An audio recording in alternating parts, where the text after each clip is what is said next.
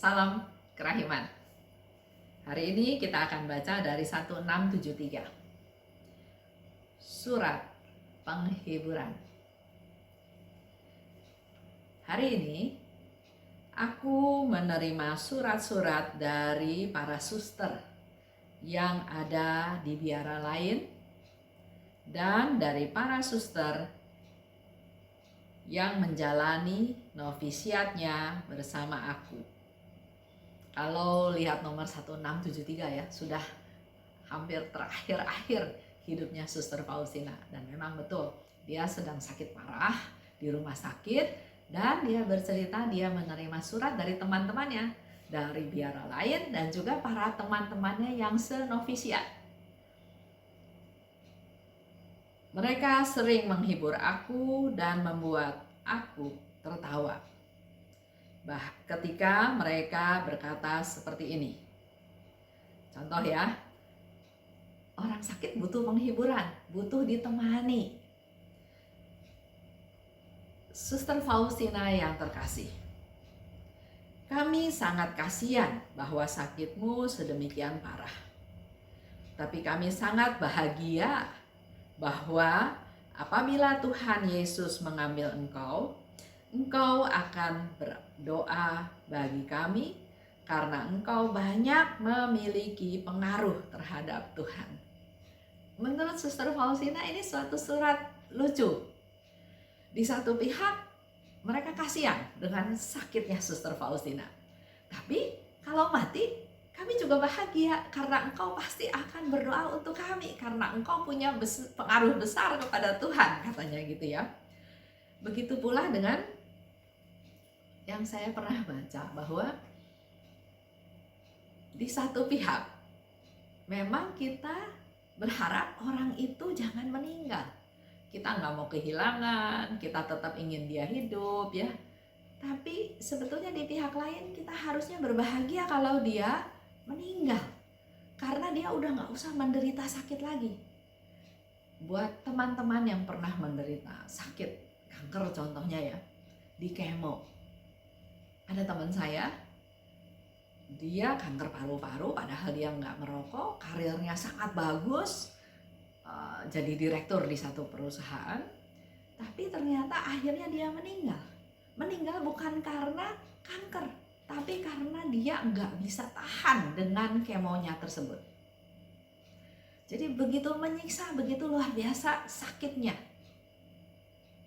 Oleh sebab itu Bapak Ibu juga melihat orang yang sekarat, kita juga dalam tanda kutip melihat ya, apa sih yang terbaik buat dia. Jangan apa yang terbaik buat saya. Dia tetap harus hidup. Saya nggak mau kehilangan. Fokusnya saya nggak mau kehilangan, saya nggak mau sedih, saya mau dia hidup. Pernah nggak berpikir untuk yang si sakit? Dia menderita luar biasa, padahal kalau dia meninggal, dia akan melepaskan segala macam sakit penyakit, dia udah nggak sakit lagi dan dia akan kembali ke rumah Bapak, dia akan berkumpul dengan Bapak, dia akan hidup bahagia di surga bersama Bapak. Oleh sebab itu, suster-suster, teman-temannya Suster Faustina itu menghibur seperti itu. Di satu pihak dia kasihan karena melihat Suster Faustina sakit, tapi di pihak lain kami sangat bahagia. Apabila engkau meninggal, suster, mohon tempatkan aku di bawah perhatianmu yang istimewa. Karena pastilah engkau dapat melakukannya bagiku. Jadi Suster Faustina itu bukan hanya dikasihani karena dia sakit, nggak berdaya, nggak apa-apa. Tapi suster-suster lain tahu hatinya Suster Faustina, tahu kemampuannya Suster Faustina, sehingga dia katakan, kalau kamu meninggal, tempatkan aku di bawah perhatianmu. Karena dia tahu Suster Faustina akan menjadi pendoa dan dia minta supaya dia didoakan, diperhatikan. Bagaimana aku dapat menantikan saat ketika Tuhan Yesus memanggil engkau? Sebab aku tahu apa yang akan terjadi kemudian. Aku sangat merindukan kematian bagimu Jadi ada suster juga yang bilang dia berharap supaya Suster Faustina segera meninggal. Karena ya itu, begitu melihat orang yang begitu sengsara ya, kasihan. Ada satu cerita, ada seorang ibu yang sudah cukup tua ya. Dia sakit, saya juga nggak tahu persis sakit apa. Kelihatannya awalnya sakit stroke. Punya anak perempuan 2. Yang satu saya kenal, yang adiknya saya nggak kenal. Karena mamahnya di rumah sakit parah, jadi saya juga datang ke rumah sakit berkunjung. Saya lihat keadaan mamahnya itu sudah luar biasa menderita. Kurus, kering ya, mengkerut di ranjang. Bahkan dokter bilang sudah nggak bisa diinfus lagi, infusnya mental terus, jadi udah nggak bisa diapa-apain. Terus saya bilang sama kakaknya, kamu berdoa supaya Tuhan kasih yang terbaik, supaya Tuhan juga ampuni segala kesalahannya, dan kalian juga anak dan ibu saling minta maaf, dan berdoa supaya Tuhan memberikan yang terbaik, dan supaya dia kalau harus pulang, dia bisa pulang, dia sudah siap untuk pulang, dia ada jalan untuk pulang. Wah, adiknya nggak terima, adiknya marah, nggak boleh Ibu Esther doa kayak gitu. Saya mau doa supaya mama saya sembuh, saya percaya ada mujizat, saya percaya Tuhan bisa sembuhin mama saya. Betul, Tuhan bisa lakukan mukjizat, Tuhan bisa sembuhkan, bahkan orang mati pun bisa sembuhkan. Tapi kita juga harus lihat fakta.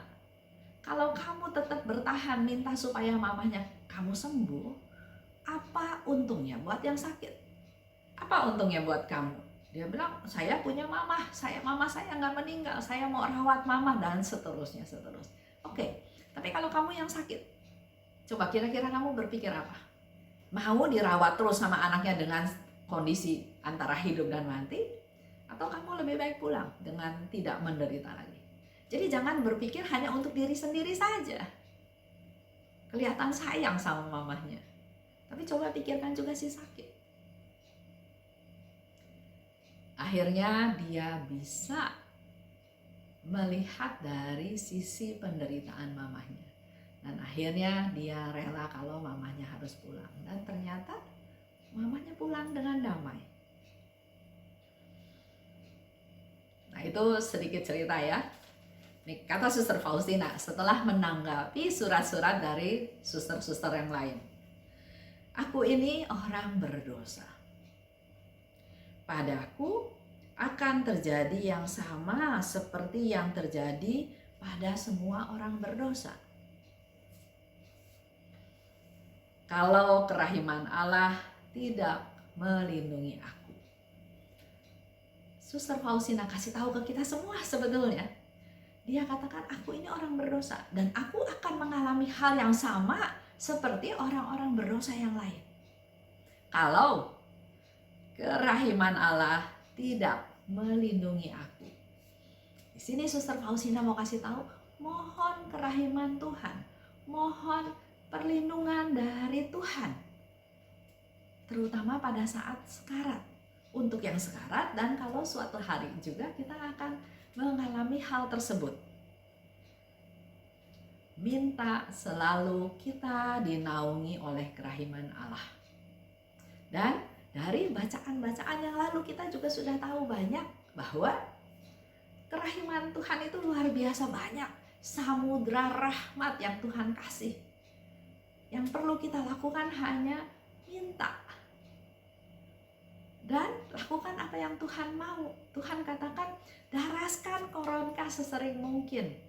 Untuk yang sedang sekarang, mengajak orang berdoa koronka, karena orang yang mendaraskan koronka pada saat menjelang ajal aku akan datang. Bukan sebagai hakim, tapi sebagai Allah yang Maha Rahim. Itu banyak janji-janji yang Tuhan berikan. Dan hari ini, Suster Faustina ingatkan kita semua. Terjadi sekian puluh tahun yang lalu, tahun 38 ya. Berarti kesini kan belum sampai 100 tahun, baru 70 tahun lebih. Jadi masih up to date, masih hangat ya. Jadi di sini dikatakan, aku orang berdosa dan aku akan mengalami hal yang sama yang terjadi pada semua orang berdosa kalau kerahiman Allah tidak melindungi aku. Oleh sebab itu, sangat penting kita berdoa buat yang sekarang, supaya kerahiman Tuhan turun. Begitu pula suatu hari nanti kita sudah terbiasa berdoa seperti itu, supaya juga kerahiman Tuhan menaungi kita. Nah, kita contoh menjadi satu evaluasi kita semua ya. Ada orang yang melakukan pelayanan bukan pelayanan murni.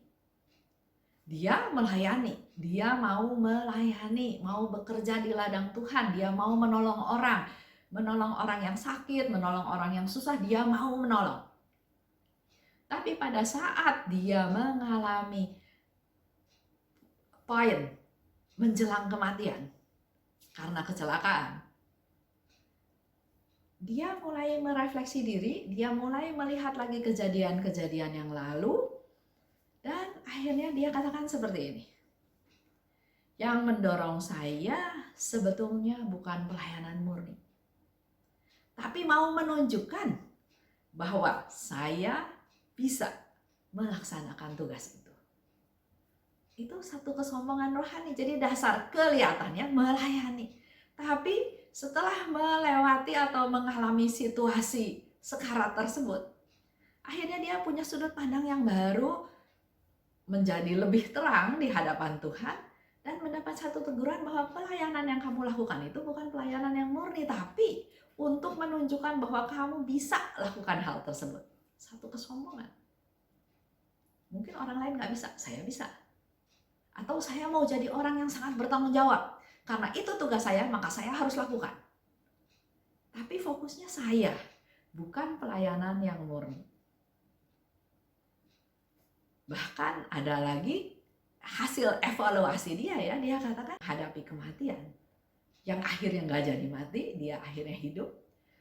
Dia men-sharingkan ternyata di saat-saat dia menjelang ajal itu, dia seperti melihat satu hal yang baru, dievaluasi lagi, dibuka lagi, ternyata yang dia lakukan itu bukan pelayanan yang murni. Dia ingin kelihatan bisa melakukan pelayanan, dia seolah-olah orang yang bertanggung jawab, dan ternyata yang lebih mengerikan lagi, dia nggak mau pelayanan itu direbut oleh orang lain. Mari kita sama-sama evaluasi. Tetap lakukan pelayanan, jangan jadi takut tidak melayani ya. Tetap lakukan pelayanan, tapi mari kita rubah dasar dari kita melakukan pelayanan. Bukan untuk saya, bukan untuk kepentingan saya, tapi mari kita lakukan dengan dasar kasih. Terima kasih, salam kerahiman.